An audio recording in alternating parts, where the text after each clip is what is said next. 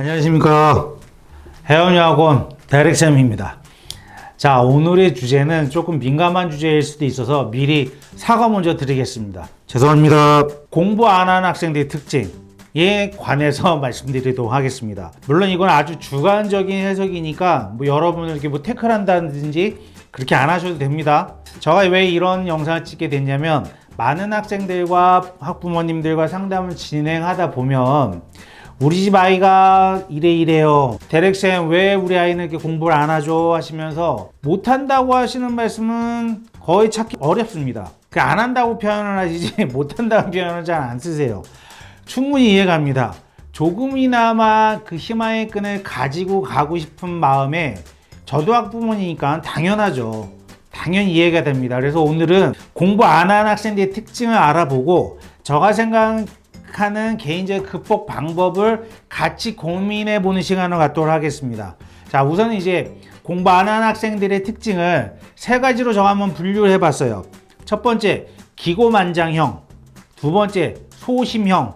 세 번째, 게으른형. 이렇게 세 가지로 분류를 해서 한번 말씀을 드릴까 합니다. 자, 첫 번째, 기고만장형에 대해서 말씀드리도록 하겠습니다. 자, 어떤 게 생각나시나요? 항상 내가 공부를 해준다고 말합니다. 야, 지나가는 말로 엄마 오늘은 내가 수학 공부 좀 해줄게. 그닥 시간이 남진 않지만 엄마가 원하니까 내가 좀 해줄게.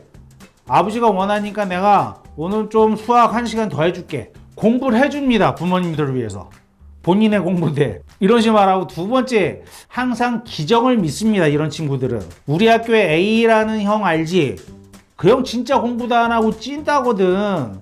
와, 그 형 이번에 아이비리그 갔어. 아시잖아요. 이렇게 얘기를 해요. 어찌 찐따 같은 학생이 아이비리그 가나요? 아니라는 겁니다.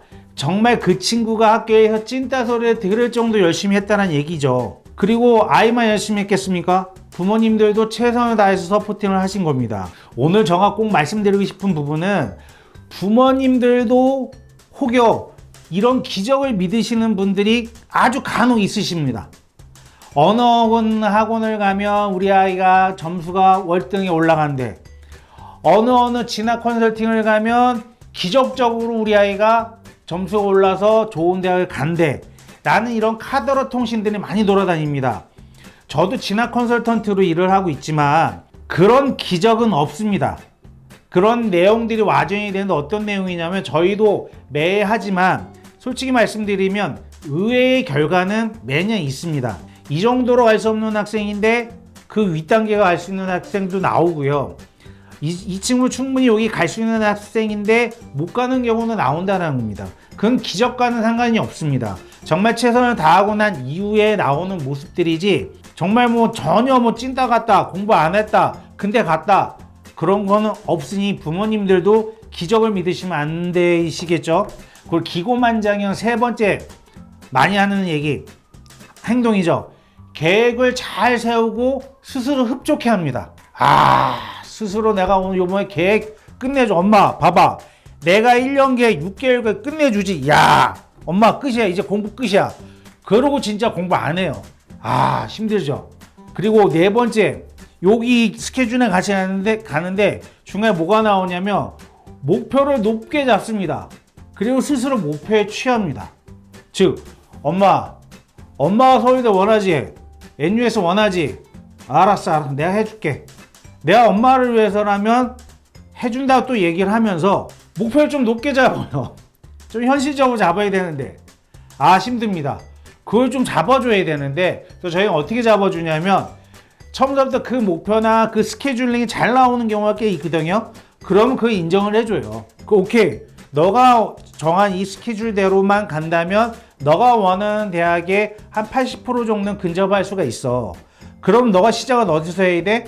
여길 바라보는 게 스텝 바이 스텝으로 내려가서 지금 너가 할 수 있는 부분 여기서부터 시작하자 하면서 쪼아서 나가면 스텝 바이 스텝을 따라 올라오는 학생들이 있습니다. 그런 목표에 가까이 가는 거겠죠. 그리고 다섯 번째, 기고만장형의 다섯 번째 말, 어떤 생각을 가지고 있냐면 머리가 좋다고 철석같이 믿습니다. 이런 친구들은 난 1시간이면 충분해 하면서 이제 그 1시간을 안 한다라는 거죠. 그리고 저희가 이런 특징을 보면 이런 학생들의 특징은 이해력 부분에서는 상당히 우수합니다. 다른 학생들보다 빨리 이해를 하고 흡수를 하는데 대신에 암기력이라든지 꾸준히 하는 부분에서는 떨어져요. 실수도 많고. 그러면 종합적으로 생각한다면 아주 큰 장점을 갖고 있는 거예요. 이해력이 뛰어나니까. 그걸로 연속성으로 이어줄 수 있는 부분을 찾아서 계속 확인해 줘야 돼요. 이런 학생들은. 너 이해했지? 그 다음 뭐야? 그 다음 뭐야? 너 사실 모르잖아. 이건 뭐야? 하면서 뭐 오답 노트로 정리한다든지 단어장으로 정리한다든지 계속 이런 기술적인 부분이 좀 들어가야 됩니다. 또 6번째 기고만장형 특징 중에 하나가 언제든 마음 먹으면 반이나 전교 1등은 할 수 있다고 우깁니다. 미쳐요. 항상 이래요. 아버지, 내가 마음을 안 먹어서 그러지. 마음만 먹으면 금방이야. 좀만 있어봐. 이런 얘기 수없이 들으셨을 겁니다. 저 정확히 말씀드릴게요. 안 해요. 그냥 마음을 안 먹습니다. 그러면 이게 마음을 먹게끔 노력을 해야겠죠. 그거를 옆에서 도와주셔야 됩니다. 그리고 7번째, 이런 친구들의 특징이 뭐냐면 뭔가 공부를 좀 내가 오늘 열심히 했다, 뭔가 이루었다 생각하면 스스로에게 너무 많은 상을 줍니다. 어떻게 상을 주냐면 특히 학원이나 과외를 끝내고 딱 오면 나 건들지 마. 나 오늘 공부 많이 했어. 엄마 나 진짜 많이 했어. 그 나한테 오늘 상을 줘야 돼. 나 피곤해. 그러고 앉아서 게임을 하죠. 대략 이 7가지 정도 안에 저가 생각한 기고만장형 학생들이 있습니다. 자, 이런 학생들은 공부시키기 위해서는 저가 판단할 때는 당근과 채찍을 적절히 섞어서 끊임없이 끌고 올라가야 돼요. 대릭센 표현은 멱살 잡고 끌고 올라간다 얘기를 해요. 왜냐면 그냥 막 혼내면 얘네들은 안 해요. 그래 너 머리도 좋고 이해력도 좋고 너 정말 좋아. 계획도 잘 세우는 애야.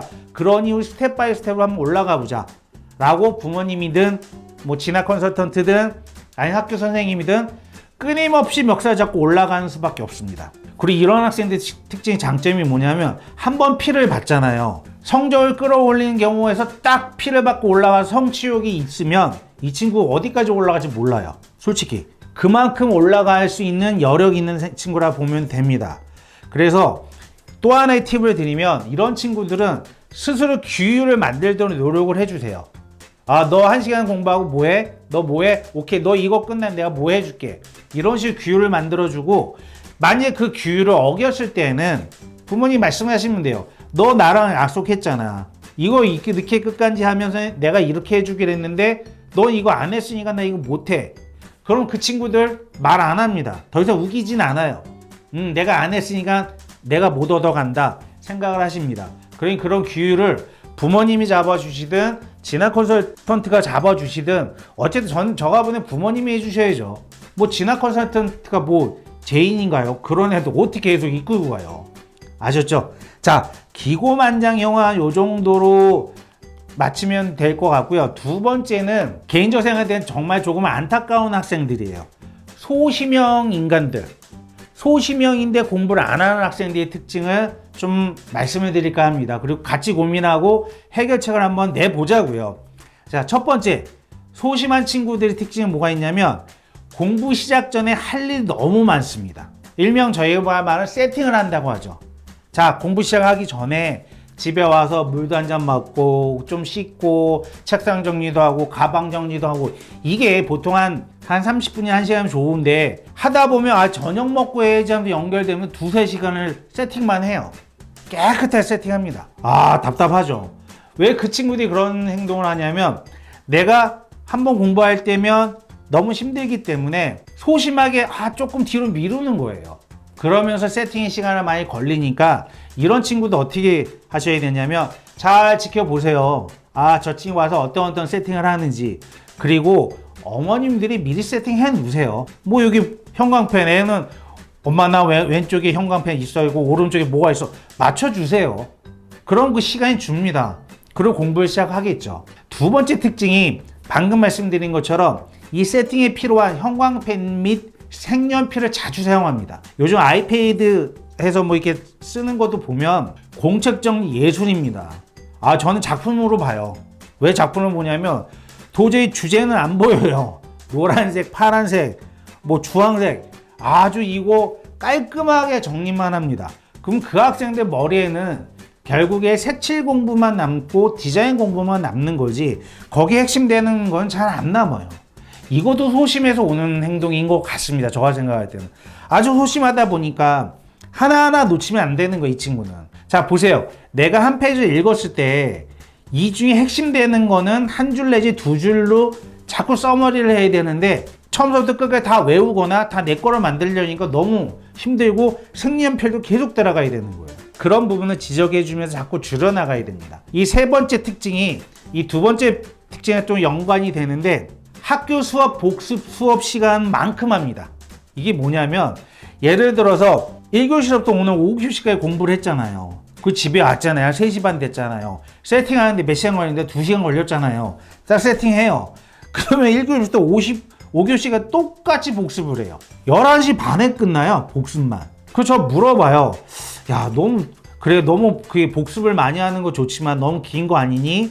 그리고 자기는 이렇게 해야 된대요. 왜 그럴까요? 소심해서 그래요.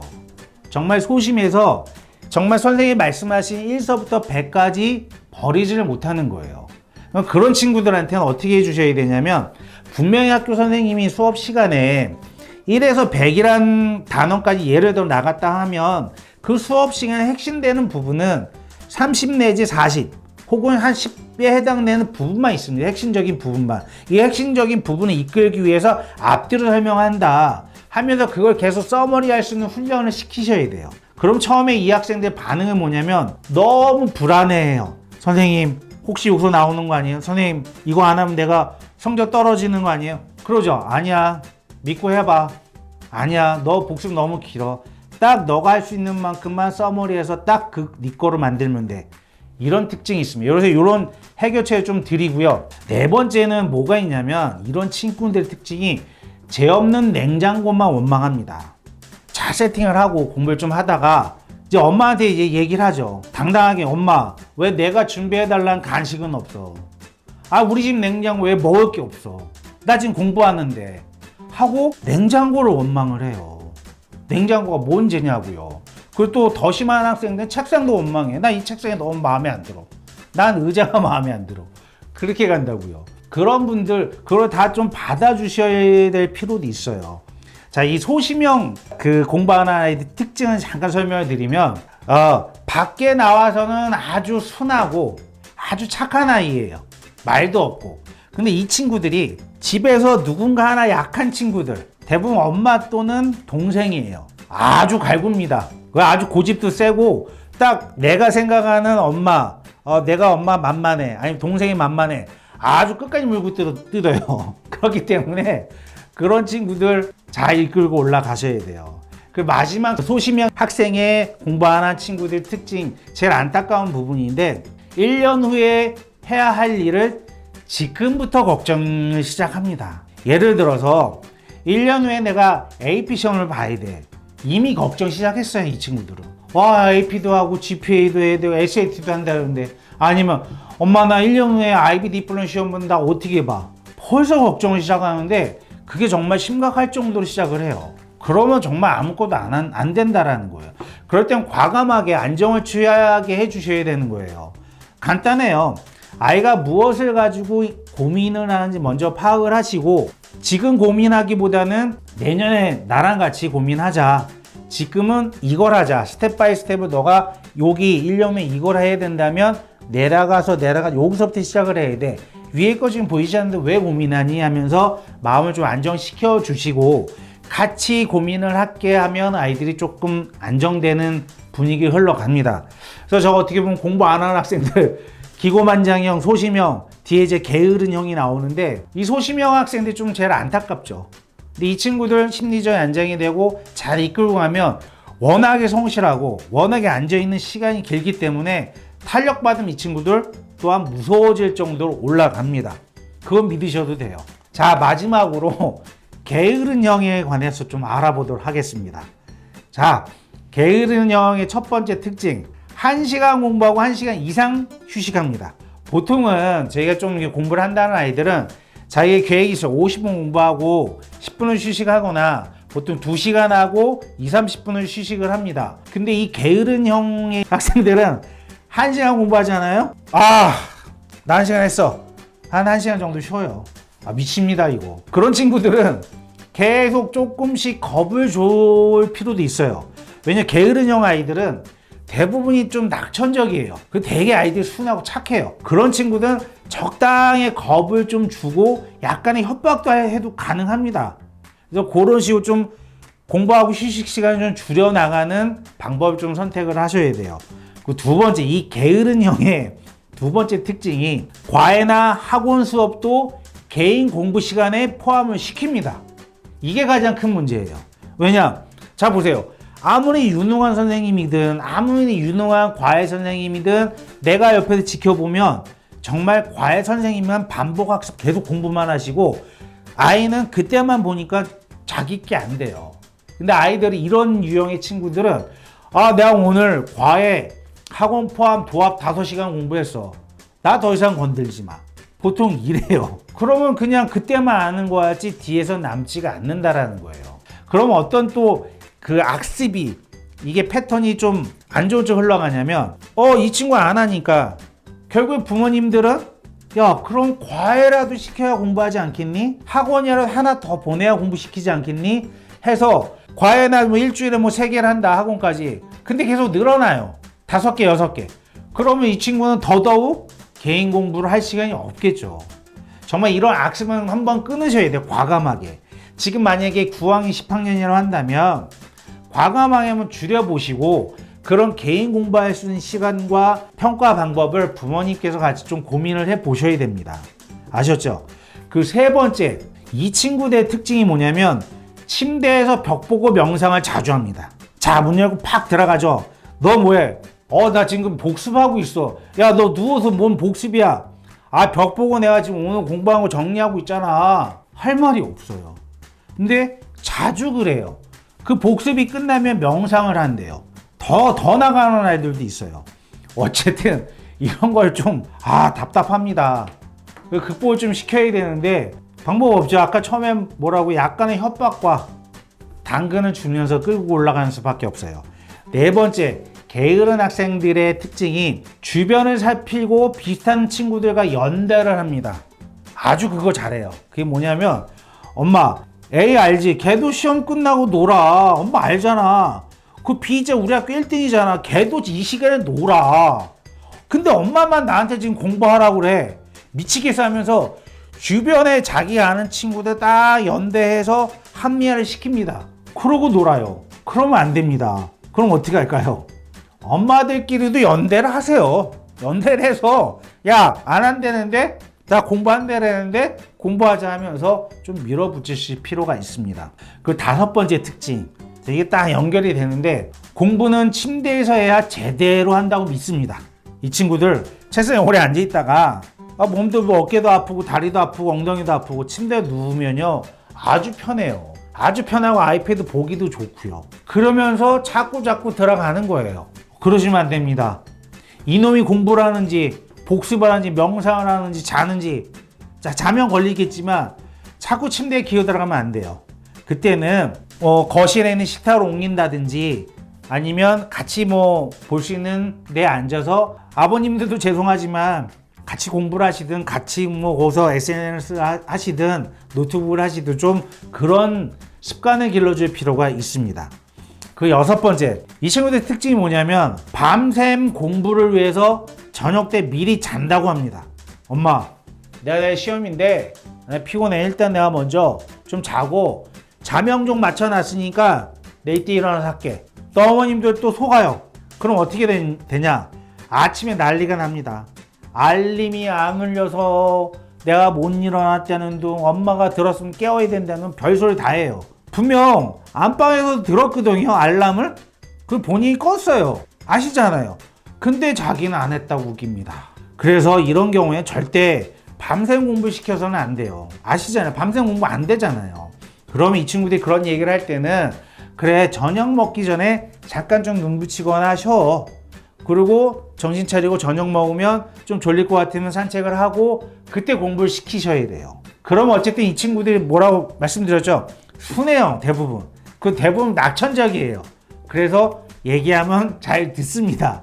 그래서 잘 꼬셔서 앉혀서 좀 공부시키시면 이 친구들 공부를 합니다. 아셨죠? 위에 유형 중에서 지금 계속 말씀드려요. 가장 순한 형이, 게으른 형이 가장 순하고 착해요. 아까 잠깐 말씀드렸지만 소심한 형이 착할 것 같지만 실제로 엄마나 동생이 있으면 아주 그쪽으로 또 터트리고 고집도 셉니다. 이제 대릭쌤이 좀 정리 좀 할게요. 개인적인 생각으로는 먼저 내 아이의 성향을 객관적으로 파악하시는 게 가장 중요하죠. 늦어도 10학년 전후까지는 파악을 하셔야 죽이 되든 밥이 되든 됩니다. 그래야 목표한 대학까지 합격할 수 있는 확률을 올릴 수 있는 거지, 뭐 합격할 수 있는 보장은 없는 거잖아요. 아셨죠?